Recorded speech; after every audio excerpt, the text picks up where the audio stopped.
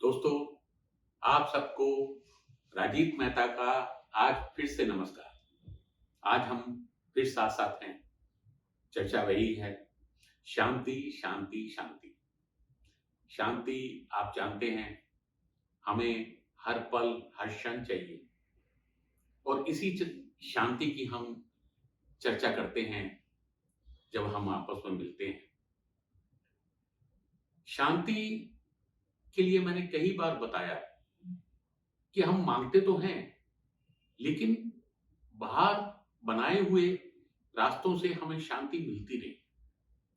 हमें शांति मिलेगी तब जब हम अपने अंदर दबे हुए अवगुणों को बाहर निकाल देंगे या उनसे लड़ेंगे, मेहनत करेंगे और उन अवगुणों को अपने आप से एक किस्म का हटा देंगे अपने जिस्म से।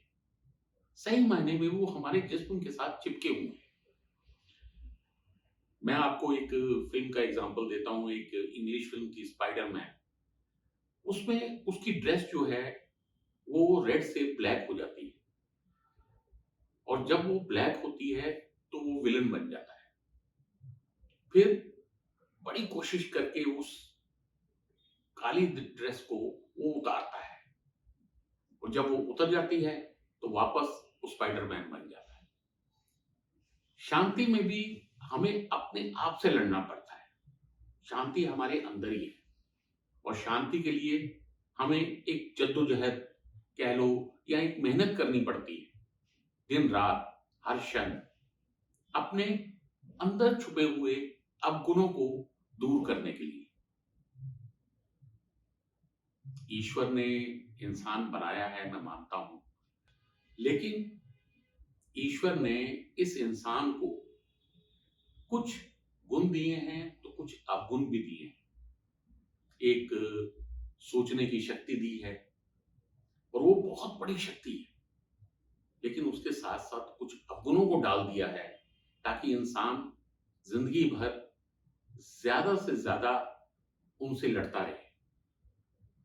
बना के वो खुद ही हँसता होगा।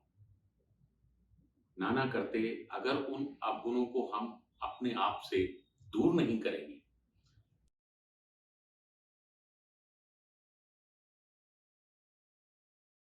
कहते हैं ना कि ये आदमी शैतान है। वो शैतान तभी बनता है जब उसके अवगुण बढ़ जाते हैं और जब अवगुण बढ़ जाते हैं, तो इंसान से शैतान लगने लगता है। तो यकीन मानिए मेरा सिर्फ इतना कहना है, अगर इंसान को इंसान बनना है, तो सरल जीवन की तरफ हमें बढ़ना पड़ेगा। सरल जीवन हमें जीना पड़ेगा और सरल जीवन हमें अपना बनाना पड़ेगा। बात वही है कि अपने अंदर की बुराइयों को कम करना पड़ेगा। अक्सर आपने देखा है कि जहाँ युद्ध ना हो या समूहों में द्वेष ना हो, तो लोग कहते हैं कि यहाँ पर शांति है। 2 देशों में अगर युद्ध नहीं हो रहा और देश के अंदर समूह आपस में लड़ नहीं रहे, उनमें द्वेष नहीं है, तो लोग कहते हैं शांति है। लेकिन वो शांति देशों की हो सकती है, प्रांतों की हो सकती है, गलियों की हो सकती है, मोहल्लों की हो सकती है, लेकिन व्यक्ति की अपनी शांति नहीं हो सकती। अगर व्यक्ति की अपनी शांति हमें रखनी है, तो बात वहीं आती है कि हमें सरल जीवन की तरफ जाना पड़ेगा। व्यक्ति का अपना युद्ध व्यक्ति को खुद ही लड़ना पड़ेगा। तो यही सबसे बड़ी कोशिश है शांति को पाने की। तो दोस्तों, अब बात करते हैं इसी शांति को पाने के लिए हमारे अंदर छुपे हुए एक अवगुण की। और आज जिस अवगुण को हम कंसिडर करेंगे या जिसके बारे में जिक्र करेंगे, वो अवगुण है अपमान, यानी कि इंसल्ट। इंसल्ट बड़ी मामूली सी चीज है और जगह जगह हम ये शब्द सुनते हैं कि उसने मेरा अपमान कर दिया या फलां ने फलां का अपमान कर दिया। अपमान मतलब हमारी जिंदगी का आम धर्रा है। पति पत्नी का करता है, कभी-कभी पत्नी पति का भी करती है, पिता पुत्र का करता है और ऑफिसर अपने स्टाफ का कर देते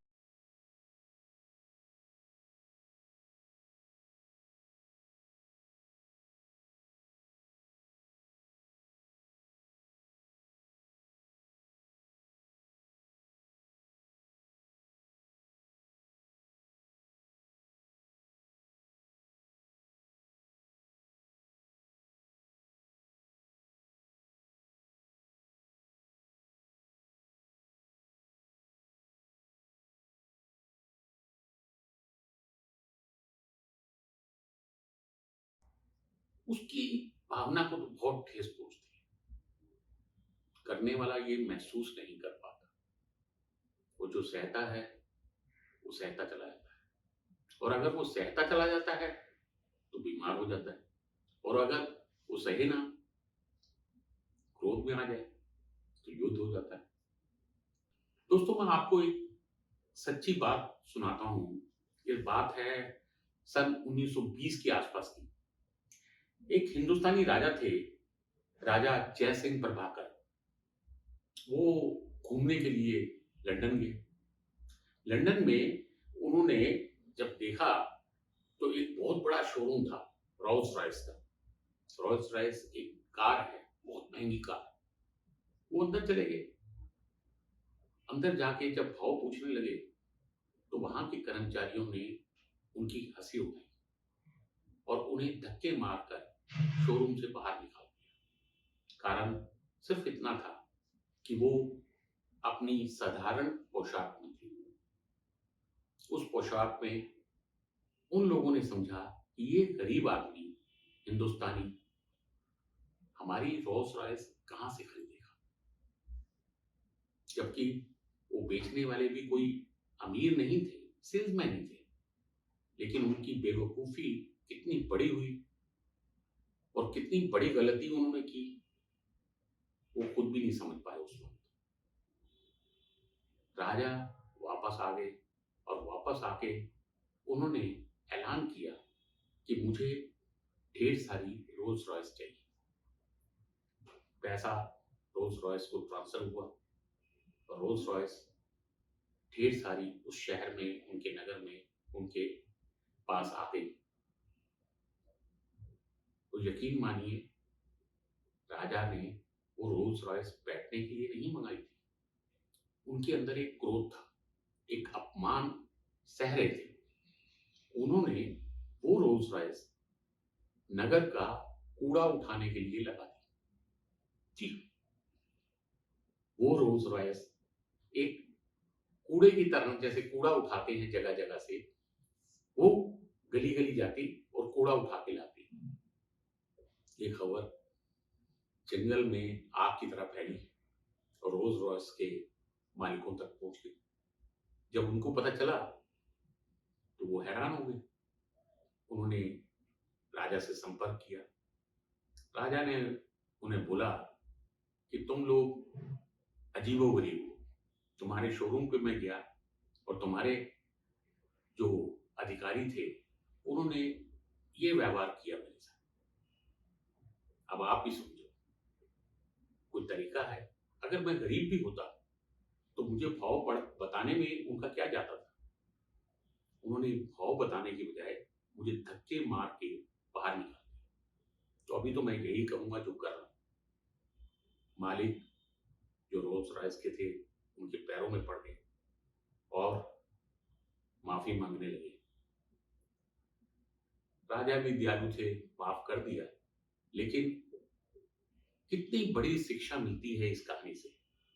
एक, कि आप किसी के पहनावे को देख के उसका मजाक ना उड़ाएं।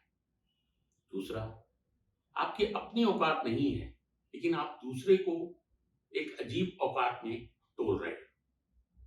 तीसरा, आप जो शब्द इस्तेमाल करते हैं किसी के लिए या किसी को अपमानित करते हैं, वो अपमान आगे चलकर क्या रूप लेता है, वो आपको एहसास ही नहीं होता। कितना भयानक रूप ले सकता है, आप समझ नहीं पाते। तो अच्छा यही है कि आप किसी का अपमान ना करें। बात ये नहीं है कि जिसका आपने अपमान किया, उसमें इतनी ताकत या इतनी औकात है कि नहीं कि वो उसका बदला ले सके। राजा के पास तो पैसा था, उसने बदला ले लिया। लेकिन जो गरीब होते हैं, मामूली लोग होते हैं या आपके तबके से छोटे होते हैं, वो क्या करें? जनाब, जब आप अपमान करते हैं, तो आप ये गलती करते हैं कि आप उनकी भावनाओं को नहीं समझते। आप जब उनका अपमान करते हैं, तो उनकी भावनाएँ हर्ट होती हैं और वो हर्ट होते-होते कब एक ज्वालामुखी बन जाएँ और उसमें वो आपको जला डालें, आपको इस चीज़ का ख़्याल ही नहीं आता। ऐसी एक कहानी मैं आजकल की सुनाता हूँ। एक ऑफ़िसर थे, छोटे शहर के। उनके पास कोई 10-15 लोग काम करते थे। दिन-रात जिसको देखा, छोटी-सी गलती पे उनका अपमान करते थे और सबके बीच में। सबको बुरा लगता था, लेकिन कहें कैसे? बड़ा ऑफ़िसर था। ये चीज़ कुछ दिन चलती रही। फिर कुछ लोग उस ऑफ़िस के मिल गए और उन्होंने एक प्लान बनाया। अब प्लान ऐसा ज्वालामुखी था कि पूछिए मत। उन लोगों ने जब छुट्टी हो गई और वो ऑफ़िसर अपने केबिन में बैठा कुछ काम कर रहा था, तो केबिन बाहर से बंद कर दिया और ऑफ़िस में आग लगा दी। आप खुद सोचिए, उसकी जान तक चली गई। लेकिन बात की बात अलग है कि उनको दंड मिला या नहीं मिला, अपराध जो उन्होंने किया था स्टाफ ने, लेकिन नुकसान तो उसी को हुआ ना, जिसने अपमान किया इन लोगों का। ये सबसे बड़ी बात है। ज़रूरी नहीं कि उसे छोटा समझ के या बच्चा समझ के या मूर्ख समझ के आप उसे अपमानित भाषा में ही समझाएँ। जैसे मैंने बोला कि अगर शब्दों का प्रयोग अच्छे ढंग से करेंगे, तो वो मधुर लगते हैं। बात उसे समझ में आ जाएगी, लेकिन गलत भाषा में समझाना, उसे अपमानित करना, वो आपके लिए भी गलत है और उसके लिए तो गलत है ही। उसे तो एक हीन भावना महसूस होगी। माना कि उसने गलती की है किसी बात में, लेकिन उसे इस तरीके से अपमानित करना सबके बीच में, वो तो एक आपकी मूर्खता है, उसकी मूर्खता नहीं। उसने तो मूर्खता की कोई गलती करके, लेकिन आपने अगर उसे सबके बीच में अपमानित किया, तो वो आपकी भी समझदारी नहीं, आपकी भी मूर्खता ही कहलाएगी। तो समझने वाली बात यही है कि चीज़ बहुत छोटी-सी है, अपमान, इंसल्ट, लेकिन आप करें ही क्यों? किसी को भी ऐसी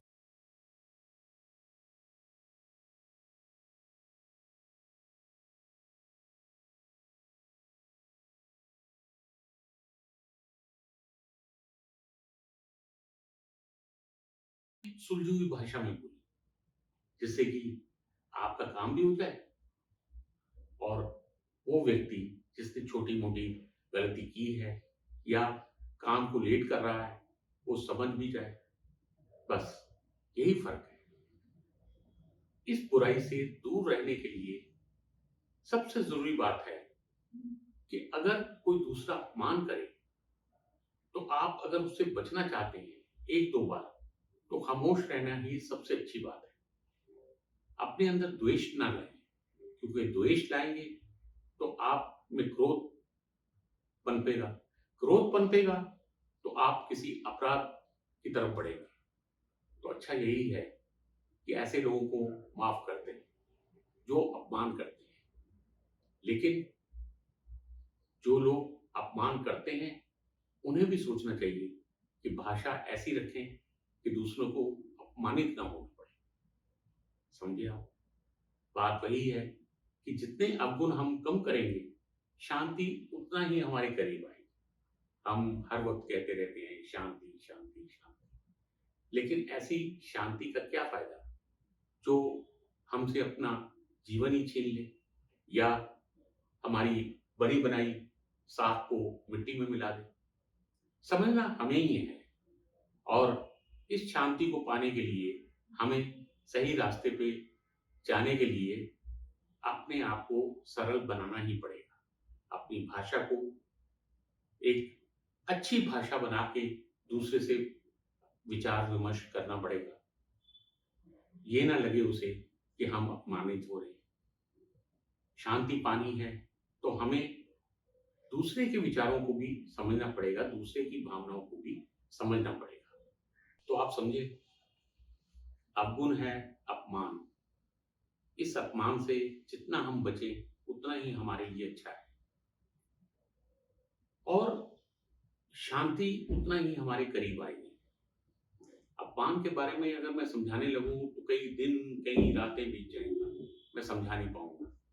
लेकिन मैंने तो आपको हिंट किया है, अपमान ना किसी का करें, कोई करे तो अपने अंदर हीन भावना ना जगाए। बस यही कहना है मुझे। अपने आप को सरल बनाए और शांति के ज्यादा से ज्यादा करीब आए। मेरी बात आपको समझ आई हो, आपको अच्छी लगी हो तो इसे अपने दोस्तों के साथ, अपने परिवार वालों के साथ शेयर कीजिए, इसे लाइक कीजिए और सब्सक्राइब करना ना भूलिए। सब्सक्राइब अभी कीजिए। धन्यवाद।